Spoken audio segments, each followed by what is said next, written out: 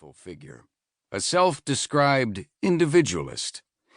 His tendency to be plain-spoken and incisive rubbed some in the military the wrong way, but only helped endear him to the general public.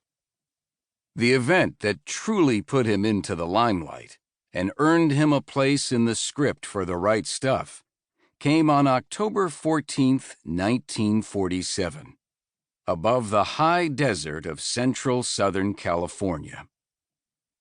On that day, Yeager accomplished something many thought impossible and everyone knew to be highly dangerous.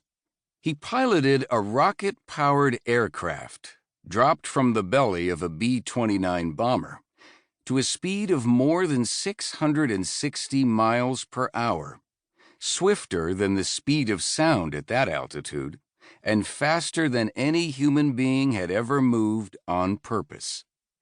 The sound barrier had long terrified but fascinated engineers and pilots.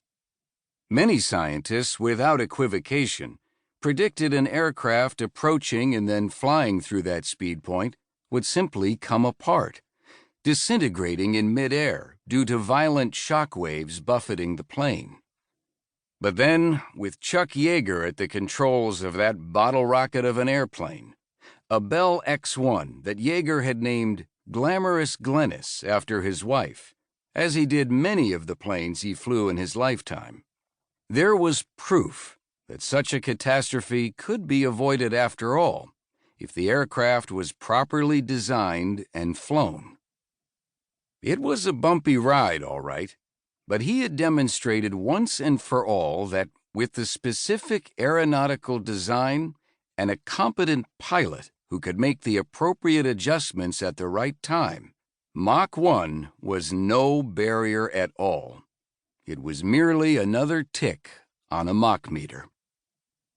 For the first known time in history, people on the ground heard the thunder of a sonic boom from an aircraft going faster than sound travels, a sound that Yeager himself could not hear in the X-1's cockpit, because the shock wave was directed downward, toward the ground. The Air Force managed to keep the accomplishment a secret for more than half a year, but when the news broke, along with the details about the man who was in the cockpit that day, Chuck Yeager's celebrity was assured, right alongside his place in history. The world was looking for heroes. America was anxious for any accomplishment that showed scientific or military advances in response to other nations that were, just ahead of the Cold War, challenging U.S. dominance. The brave but nonchalant, self-effacing guy with the West Virginia drawl was almost immediately a national folk hero. The legend would only grow as people learned more about the background to the story. How Yeager was chosen for the job, even though he had no formal education beyond high school.